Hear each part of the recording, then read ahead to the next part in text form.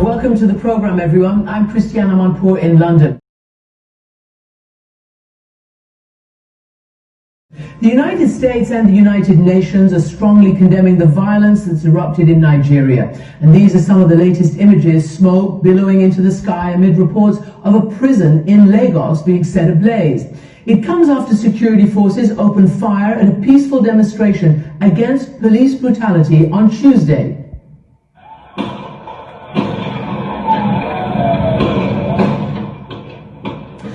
Witnesses and Amnesty International say at least 12 demonstrators were killed in Lagos, which is Africa's most populous city. And across the country, Amnesty says a total of 38 have been killed on Tuesday alone.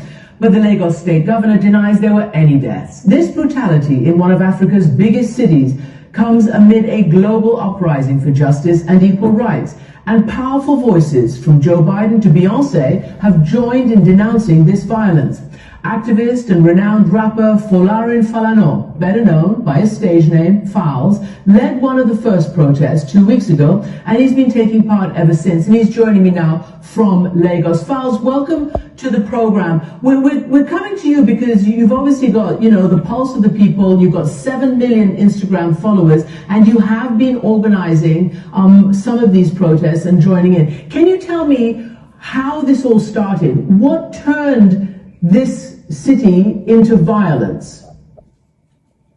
Wow, it's really crazy for everyone out here. It's a horrible time. And if this was yesterday, I probably wouldn't have been able to take this call because I was extremely distraught. It was a horrible incident. But it started probably about 2 weeks ago, roughly about 2 weeks ago, on the 8th of October. Myself and another artist named Runtown, we had shared on our Twitter and Instagram pages that we were going to do a walk, just a march, a peaceful protest against all forms of police brutality, all forms of police misconduct in general. And we did that with the hashtag #EndSARS.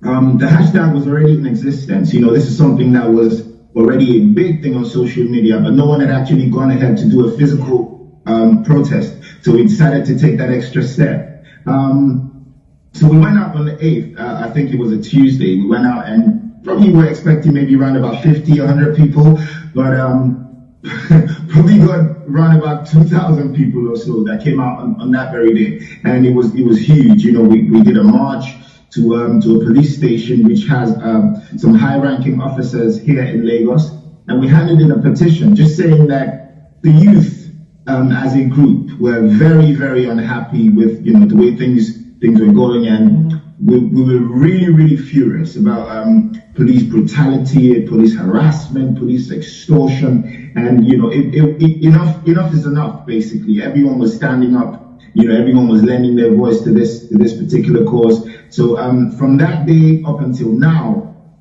back to back, it's been a different state in the country, because there's 36 states in total. Right. But apart from that very one on that day, we didn't even have to call for people to come out in other states. Everyone just trooped out, on their own. It's been crazy. It's been really crazy. Falz? Yeah. Let me just interrupt you a bit, because I just want to ask you so that our viewers are clear. #EndSARS is the hashtag, and it's the movement. SARS, for everybody to understand, is a special police unit, right? It's a special anti-robbery squad. What is it about them? And apparently they're not in uniform, they're plain clothes, and for years you have been protesting against them. What is it that you're actually protesting? What do they do?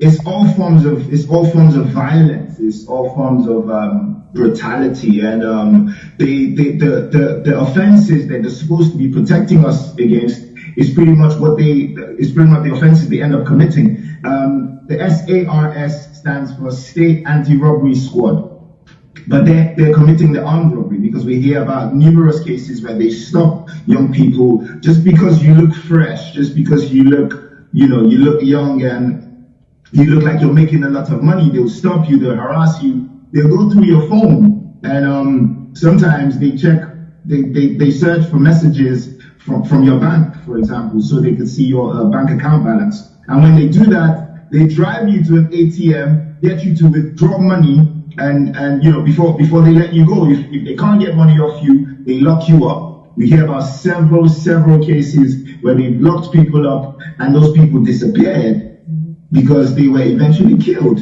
So it's really crazy. If you're not as lucky when you encounter them, they could shoot you on the spot. It's all forms of violence. They beat people up. They torture people. They murder. They commit armed robbery. It's everything. And there have been so many cases. Let me just ask you a question. Let me ask you a question, because you're right. This has been going on since about 2017. Now, as you know, the state governor in Lagos has denied that there were any deaths, although despite video, despite Amnesty International and eyewitnesses, the Nigerian military, or at least a wing of it, the army has said it's fake news, and they don't believe it. But here's what your president has said, because to an extent he says that he's heard you, and these forces should have been off the street, he says. Can we just play a little bit from his speech? The disbanding of SARS is only the first step in our commitment to extensive police reform in order to ensure that the primary duty of the police and other law enforcement agencies remains the protection of lives. Falz, what do you make of that, and how much stock do you put in the pledges for police reform? It's infuriating, it's annoying, it's frustrating, and I think that's exactly how everyone's feeling, because they've been reforming the police for the longest time, but we've never actually seen actual action. And they said, I was about to say, since 2017, they've been announcing that the SARS unit has been disbanded. They announced in 2017, announced in 2018, announced in 2019, now in 2020. After we started these protests, they announced again, and in the same breath, announced that they were replacing that unit with a new unit called the Special Weapons and Tactics Unit. And it's just, they just think we're stupid, because you're literally just renaming this unit and expecting us to say, oh yeah, wow, that's great. Can I ask you something? It's insensitive. I want to ask you what you're demanding, but first I want to ask you, because you alluded to, the stressful situation and the lack of safety. There are a lot of young people who we've reached out to, a lot of people who are very upset and very, like you, but didn't want to appear on camera because they're afraid for their lives. Are you afraid for your own safety? I'm not afraid for my life. I'm not afraid for my life, because where we are right now, I feel like I could easily die by anything else anyway.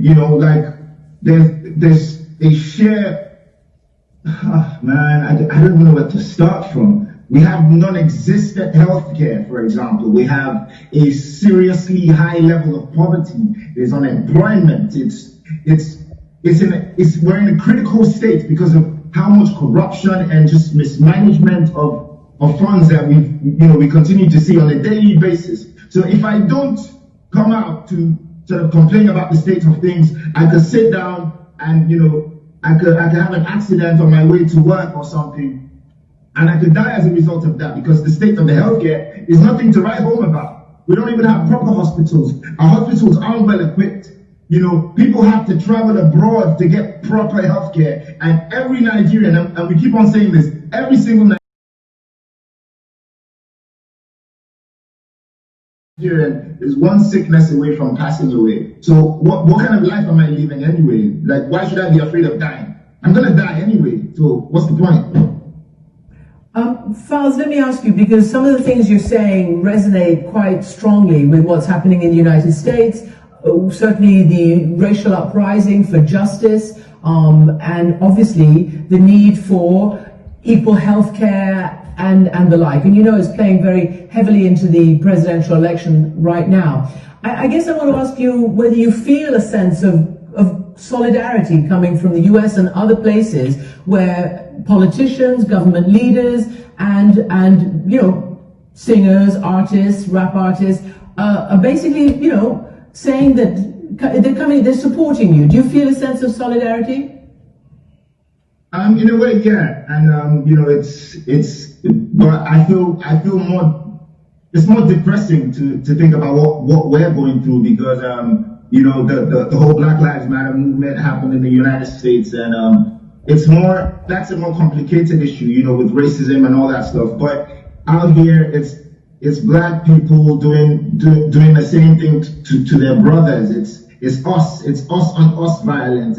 It's even more depressing to think about. So it's a really, really terrible state that we're in right now. And there was a horrible massacre that went on Tuesday, and as a result, everywhere is up in flames. There's looting, there's shooting, it's a chaotic state right now. I don't even know where we're going from here. And Falz, I mean, you know, we always have to remind everybody, you know, you're talking about the biggest city in Africa, it's Nigeria's commercial capital, and this is a very rich country. It's had a hugely significant economy. Do you think the government will pay attention, and what precisely are you demanding to end this situation now? The government has to pay attention. All we're asking for is not to be killed.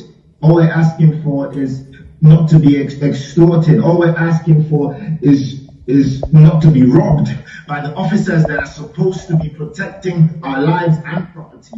All we're asking for is not to be raped. All we're asking for is not to be beaten up. I don't think it's too much to ask. There's so much evil that these officers are perpetrating, you know, under the police, in the police uniform. And all we're asking is that this stops. We've continued to protest against this for about 2 weeks straight, and the government has just continued to drag its feet. They're not really giving any real response to what we're complaining about, and it's very, very worrying to think about. Falz, thank you very much indeed. Thanks for giving us an update, and we understand, you know, the president is talking to the nation. We'll see whether he delivers on any of his promises. Falz, thanks for joining us. We want to end corruption, end killing, end everything, end everything. We mentioned the United States and the election there. There's 12...